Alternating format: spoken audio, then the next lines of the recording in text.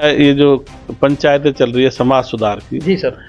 तो मेरा इसमें ये सोच है कि भाई भैया जो दहेज की बात है उसको खुलकर नहीं बोल रहे, जो पंच पटेल है उसको सिरे से खारिज नहीं कर रहे, पूरी तरह एक तरह से मन मुटोल कर रहे, इन बातों को ले रहे, दहेज वाली बातें। इसमें दोनों चीज आती है। देखो ये है इसमें जो क्या है शादी कि ब्याह में लगन टीका बंद होना चाहिए, डीजे बंद होना चाहिए, दिन में शादी भी होना चाहिए, ऐसी अनेक बातें निकल के सामने आ रही है। तो कहीं ना कहीं वो बोल रहे हैं कि हमारे जो डीजे बंद कर रहे हो वो हमारा उत्साह खत्म कर रहे हमारे हैं। बच्चे तो बेरोजगार घूम रहे हैं और हम दूसरे देशों को रोजगार दे रहे हैं। तो धर्म पाखंडवाद की बातों को सरे से नकारते हो, अल्लाह इस पर गॉड कोई नहीं है, वो आपकी इन बातों का विरोध भी होता है। लोग कहते हैं कि एक तरह से ये पूरी सामाजिक व्यवस्था को ध्वस्त कर रहे कह हैं। रहा हूँ भाई ऐसी कोई चीज है नहीं है, ईश्वर अल्लाह गॉड वाहेगुरु ये सब कल्पना मात्र है। ये सुधार के वजह से देश को बदलाव की जरूरत है। आज हमारे साथ है आईपीएस किशन साय जी, जिन्होंने राजस्थान प्रशासनिक सेवा में अनेक पदों पर अपनी सेवाएं दी है। अनेक सामाजिक धार्मिक बातों पर प्रमुखता से अपनी बात रखते हैं, तार्किक बात रखते हैं, जो हर किसी को वो बातें पसंद आती है। तो ऐसी ही बातों पर आज बात करने के लिए स्थित है हम जयपुर में, जहां हम देखेंगे कि अभी कुछ समय से राजस्थान में पंचायतों का दौर जारी है, सामाजिक सुधार की बातें हो रही है, अनेक जो रूढ़िवादी परंपरा है उनको खत्म करने की बातें हो रही है। हालांकि ये बातें आज से नहीं, आज़ादी से पहले भी अनेक रूढ़िवादी बातें वो खत्म करने की बातें हुई है, चाहे वो बाल विवाह हो, सती प्रथा हो, ऐसी अनेक बातें। धन्यवाद सभी साथियों को। साथियों में किशन सहाय, महानिरीक्षक पुलिस मानवाधिकार, पुलिस मुख्यालय जयपुर राजस्थान। मोबाइल नंबर है 94 609 28 737। तो साथियों, वैसे तो अपन ने विचारधारा मिशन चला रखा है मानवतावादी विश्व समाज, ये पिछले 8-9 साल से चल रहा है। अभी इन्होंने पूछा है ये जो पंचायतें चल रही है समाज सुधार की, जी सर। तो मेरा इसमें ये सोच है कि भाई सुधार के वजह से देश को बदलाव की जरूरत है। और जाति के बजाय, चूंकि हर गांव में सभी जाति के लोग बाग रहते हैं, कोई एक जाति अकेले में नहीं रहती। किसी जाति में किसी की संख्या ज्यादा रहती है, किसी में कम रहती है, किसी में 2-4 रहते हैं, किसी में और बराबर की संख्या हो जाती है। तो ये जो बदलाव के लिए पंचायतें सभी जाति धर्म के लोग एक साथ मिलकर करेंगे तो वो ज्यादा सफल होंगे। क्योंकि गांव में जैसे एक जाति में कोई नियम बना रखा है, दूसरी जाति ने कोई दूसरा नियम बना लिया, तो फिर दूसरे उनका भी मन करता है कई बार कई चीजों के बारे में उनको देखते हुए। इसलिए मैं ये जरूर कह सकता हूँ कि इसमें सभी जाति सभी धर्म के लोगों को मतलब समाज तो सबसे मिलके बनता है। मतलब ये जातिगत पंचायतें कह सकते हैं, और समाज में तो सभी जाति सभी धर्म के लोग जो शामिल होते हैं तब उसको समाज कहते हैं। तो समाज की मीटिंग में सभी जाति धर्म के लोगों को शामिल करके और इन चीज़ों को लागू किया जाए तो अच्छे और ज़्यादा अच्छे रिजल्ट आ सकते हैं। हाँ, जिस तरह देखा गया है कि एक जो समाज के जो नियम है या जो पंचायत हो उनमें जिस तरह रूढ़िवादी बातें की बात की जाती है, तो एक दूसरा समाज एक दूसरे को देखता है, उनसे कुछ चीज़ें लेता है। जिस तरह अभी पंचायतों में की है, जो शादी ब्याह में लगन टीका बंद होना चाहिए, डीजे बंद होना चाहिए, दिन में शादी भी होना चाहिए, ऐसी अनेक बातें निकल के सामने आ रही है। सही कह रहे हो। एक तो खर्चे घटने चाहिए, क्योंकि इस खर्चे के चक्कर में जो नौकरी वाले हैं वो भी दबाव में रहते हैं, गांव वाले भी दबाव में रहते हैं। तो शादी ब्याह में एक तो खर्चा घटना चाहिए। एक प्रथाओं का सरलीकरण होना चाहिए, मतलब जितना ज्यादा जटिलीकरण की बजाय उनका सरलीकरण हो, उनमें कम से कम वो हो। तीसरा, उनमें जो अंधविश्वास वाले जो प्रावधान है उनको भी खत्म करना चाहिए। मतलब अंधविश्वासों की कोई जरूरत नहीं है, अब सब पढ़े लिखे लोग बाग हैं। अब तो 60% पढ़ रहे हैं। 20-25 साल से पहले के तो, और 30-40 साल तक के तो लगभग सब पढ़े लिखे हैं। पहले कुछ लोग रह गए थे जो पढ़े लिखे नहीं है, तो अब सब समझदार हैं। तो इसलिए अब अंधविश्वास वाला भी चीज़ों को हटाने की जरूरत है, और धीरे धीरे मतलब समाज में बदलाव की तेजी से जरूरत महसूस की जाती है। जिस तरह अंधविश्वास की बात हो या, लेकिन वहीं दूसरी तरह लोग हैं जो व्यक्तिगत स्वतंत्रता है, कहीं ना कहीं ये कहते हैं कि जो मोबाइल पर पाबंदी होनी चाहिए, महिलाओं पर पाबंदी होनी चाहिए, रील पर पाबंदी होनी चाहिए, इस तरह की बातें भी सामने आ रही है। ये सही कह रहे हो, अब जमाना बदल गया। अब तो लिंग भेद वगैरह उचित नहीं माना जाता, क्योंकि अपन विश्व स्तर की बातें देखते हैं। अपन रूस को, चीन को, अमेरिका को देखते हैं। हालांकि इस्लामिक जो देश हैं उनमें महिलाओं पर काफ़ी और भी ज़्यादा प्रतिबंध है, लेकिन अब जो देश हैं उनमें भी मांग उठती है। जैसे मान लो अपन कई बार देखते हैं कि बुर्के के खिलाफ ईरान में भी आंदोलन होता रहता है। तो अब मतलब लिंग भेदों को खत्म करके उल्टा सब महिला पुरुष को मतलब बराबरी का दर्जा देने की जरूरत पड़ रही है। वहीं अक्सर है जो युवा है वो खासकर जो शादी ब्याह में उत्साहित रहते, मनोरंजन में, डीजे में, नाच गाने में, तो कहीं ना कहीं वो बोल रहे हैं कि हमारे जो डीजे बंद कर रहे हो वो हमारा उत्साह खत्म कर रहे हो, उमंग खत्म कर रहे हो।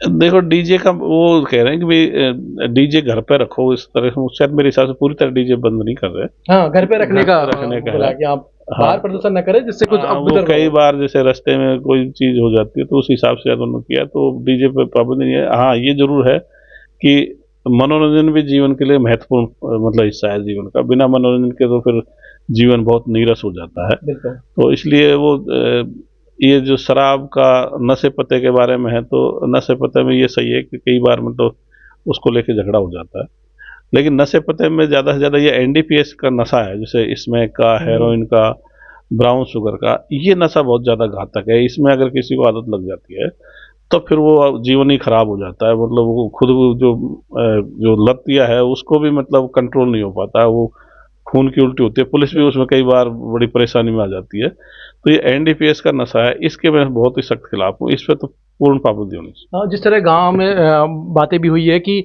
जो गांव में ठेके खुले, घर घर ठेके खुले और वो ठेकों में फ्रेंचाइजी दी जाती थी, यानी ठेका एक के नाम खुलता है और बाकी ये लोग हैं वो फ्रेंचाइजी के तौर में हर गांव में वो दारू सप्लाई करते हैं, इस तरह का नशा सप्लाई करते हैं। हालांकि उसकी मांग उठी है कि बंद होगी, हम गांव स्तर पर पंचायत करके अपने गांव से ठेकों को बाहर करेंगे। तो ये कितना कारगर है या मैं तो यही कहूँगा, देखो इसमें नियम कानून बने हुए हैं और नियम कानून के तहत चलना ही ज़्यादा ठीक है। कई बार मतलब अति उत्साह में कोई नियम तोड़ता है, फिर उसके खिलाफ कोई मुकदमा वगैरह दर्ज होता है तो उसमें फिर लोग हताश भी होते हैं। तो नियम कानून की पालना करना इसमें ज़्यादा बेहतर है वैसे। वही है जो जिस तरह आप तक जो पंचायतों में हुई है कि हाँ ठीक है सारी चीजें बंद कर दो आप, लेकिन दहेज है वो पीछ चुप कैसे लो, दहेज की बात है उसको खुलकर नहीं बोल रहे जो पंच पटेल है, उसको सिरे से खारिज नहीं कर रहे पूरी तरह, एक तरह से मन मुटोल कर इन बातों को ले रहे दहेज वाली बातें।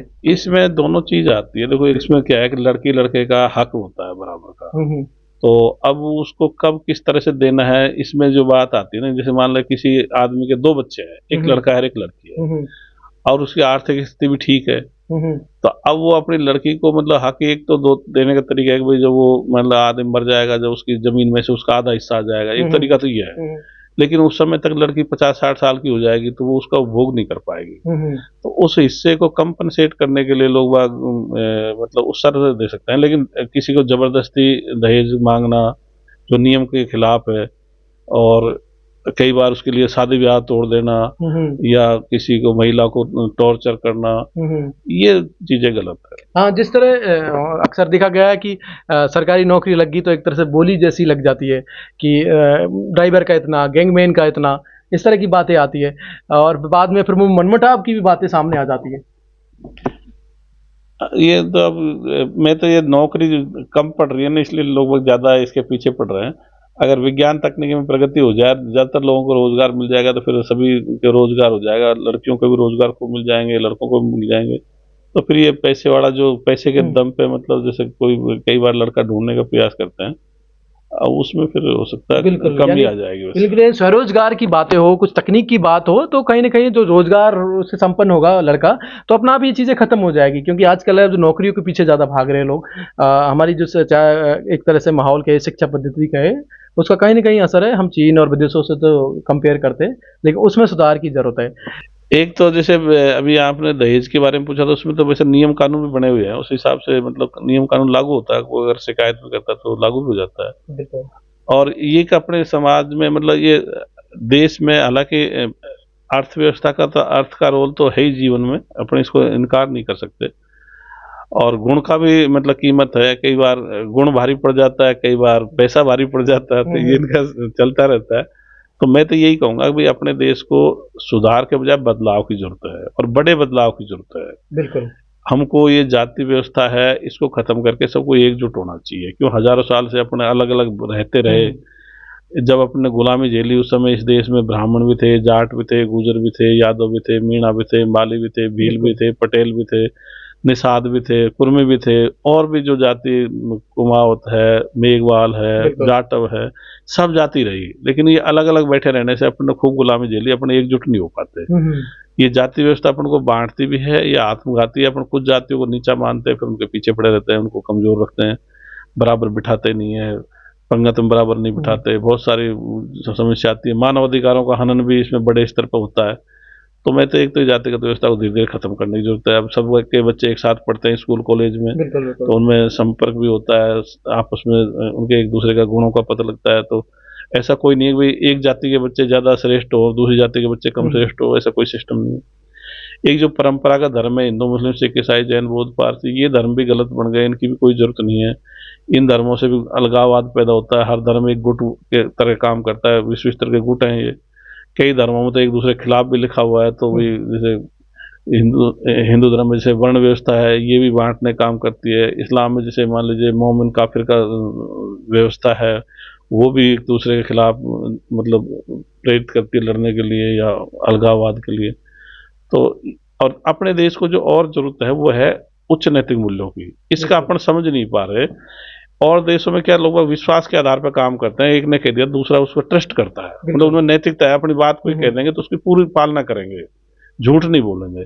अपन इसको बहुत कैजुअल ले रहे हैं सत्य बोलने को, या मतलब उसको विश्वसनीयता को। उल्टा अपने तो कई बार तो जो धोखाधड़ी करता है उसको होशियार कह देता है, अरे यार तो होशियार है, जब उसको बेईमान कहना चाहिए।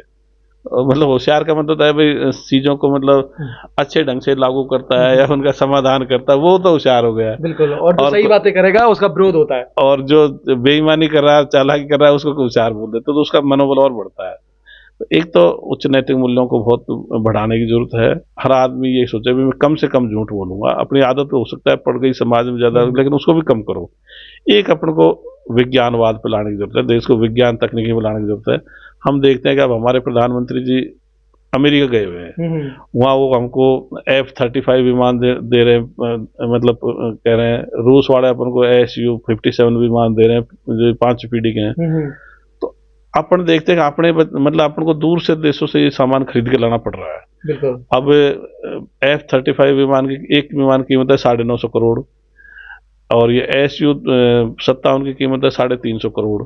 अब एक भी खरीदेंगे तो मतलब 350 या 950 करोड़ का रोजगार तो अमेरिका या रूस में जाएगा। यानी जो रोजगार यहाँ मिलना चाहिए वो जो हम विज्ञान तकनीकी पिछड़े, हमारे बच्चे तो बेरोजगार घूम रहे हैं और हम दूसरे देशों को रोजगार दे रहे हैं।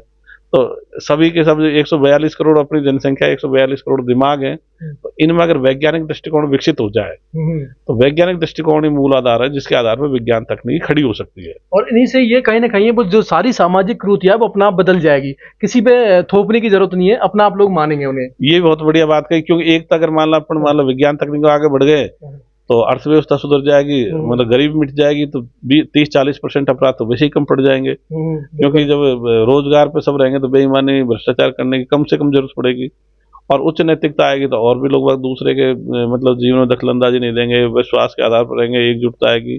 तो इससे तो मतलब 70-80% मतलब देश की समस्याओं का समाधान हो जाएगा, और 10-5% समस्याएं बचेंगी, फिर उसके लिए पुलिस प्रशासन है वो टैकल कर लेगा। बिल्कुल बिल्कुल। लेकिन कहीं ना कहीं इन सब बातों को, जिस तरह आप बातें रखते हो, धर्म पाखंडवाद की बातों को सरे से नकारते हो, अल्लाह ईश्वर गॉड कोई नहीं है, वो आपकी इन बातों का विरोध भी होता है। लोग कहते हैं कि एक तरह से ये पूरी सामाजिक व्यवस्था को ध्वस्त कर रहे हैं। नहीं, मैंने क्या ऐसे मैं चलते फिरते बात नहीं कह रहा, मैंने सभी धर्म ग्रंथों को मतलब मुझे नॉलेज है, ज्ञान है, चाहे बाइबल हो, कुरान हो, और हिंदू ग्रंथ हो, चाहे इसके बौद्ध धर्म के, सभी धर्म ग्रंथों का अपने को जानकारी है। सभी देशों के मैंने इतिहास पढ़ रखे हैं, वर्तमान में भी सभी देशों के बारे में, उनकी स्थिति के बारे में पता है, विज्ञान को पढ़ा है, इतिहास को पढ़ा है। तो सबको निष्कर्ष के रूप में मैं ये कह रहा हूँ भाई ऐसी कोई चीज है नहीं है, ईश्वर, अल्लाह, गॉड, वाहिगुरु, ये सब कल्पना मात्र है। ये जन्नत जन्नुम या स्वर्ग नरक वगैरह ये कल्पना मात्र है। भूत प्रेत वगैरह अपन देखते हैं, पहले 90% लोग भूत प्रेत को मानते थे, भूत प्रेत जिंद को, अब 10% भी नहीं मान रहे। इसका मतलब मानने से थी, अब 90% इनकार कर दिया, नहीं है तो खत्म हो गई चीजें। तो ये जो अंधविश्वास सिर्फ मानने के आधार पर ऐसे है ही नहीं। इसके अलावा जैसे मान लो देवी देवता या जो फरिश्ते वगैरह, ये भी नहीं है, ये भी काल्पनिक बातें हैं। इसी तरह से कई वो कहते हैं सब प्रकृति को पूजेंगे, तो प्रकृति को पूजने की जरूरत नहीं है, उसको समझने की जरूरत है, संरक्षण की जरूरत है। अपन सूर्य से को मतलब इसको मतलब इसका अध्ययन किया कि भाई ये गैलेक्सी के चक्कर लगाता है, इसमें हाइड्रोजन से हीलियम बन रही है, तो इसकी स्टडी की जरूरत है, अध्ययन की जरूरत है, प्रकृति को पूजने की जरूरत नहीं है। ये पूजना भी एक तरह से अंधविश्वास है, उसकी भी कोई जरूरत नहीं।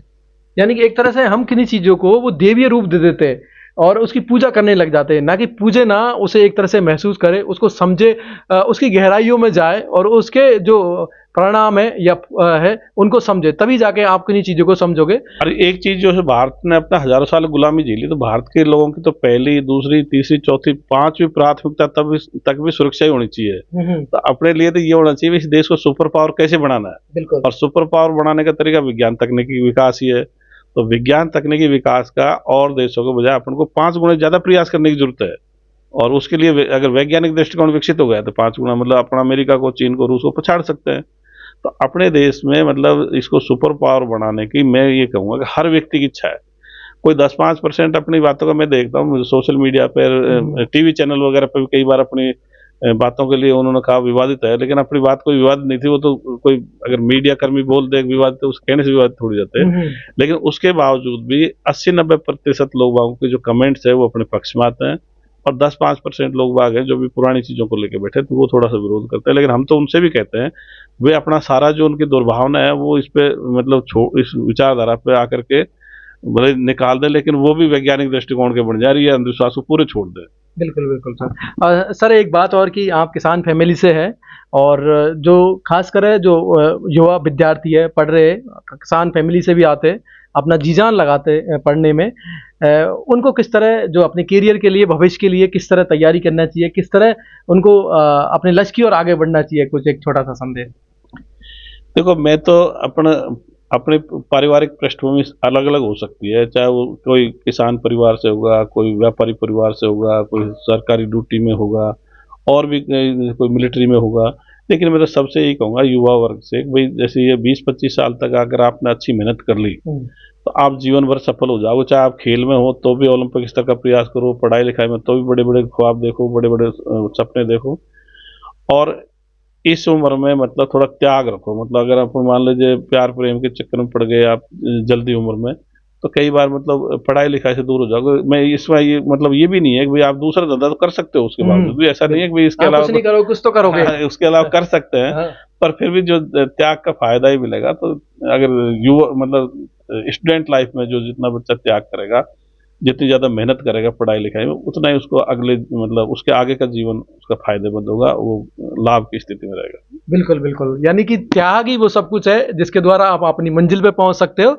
और जो एक उम्र होती है पढ़ने की, लिखने की, 20 से 25 साल, जहाँ जिस उम्र में आप अपना लक्ष्य को निर्धारित कर सकते हो, अपने सपनों की तरफ भाग सकते हो। अगर आप एक ट्रैक पे हो, एक ही तरीके से तैयारी कर रहे हो, उम्मीद से, मेहनत से, समर्पण से, तो आपको वो मुकाम जरूर हासिल होगा। तो मैं धनराज, जगत तक न्यूज़, जयपुर।